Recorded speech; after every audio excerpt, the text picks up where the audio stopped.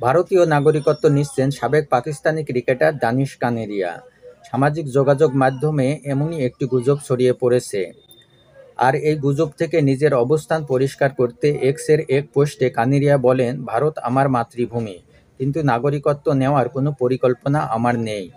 সামাজিক যোগাযোগ মাধ্যমে ছড়িয়ে পড়া গুজবের ভুল ধারণা ভাঙতে তিনি জানান, পাকিস্তানের মানুষের কাছ থেকে আমি অনেক ভালোবাসা পেয়েছি, তবে নিজের ক্রিকেট ক্যারিয়ারে ধর্মীয় বৈষম্য ও জোরপূর্বক ধর্মান্তরিত করার চেষ্টারও মুখোমুখি হতে হয়েছে আমাকে।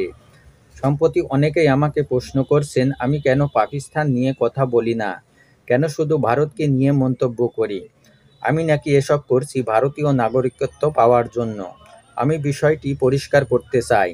পাকিস্তান আমার জন্মভূমি, আর ভারত আমার মাতৃভূমি। আমার কাছে ভারত মন্দিরের মতো পবিত্র, তবে ভারতীয় নাগরিকত্ব নেওয়ার কোনো পরিকল্পনা আমার নেই। পাকিস্তানের হয়ে 61 টেস্ট ও 18টি ওয়ানডে খেলা ডানহাতি এই লেগ স্পিনার শিকার করেছেন 276টি আন্তর্জাতিক উইকেট। পাকিস্তানের ক্রিকেট ইতিহাসে আন্তর্জাতিক ক্রিকেট খেলা দ্বিতীয় হিন্দু ধর্মাবলম্বী ক্রিকেটার হলেন এই দানিশ কানেরিয়া।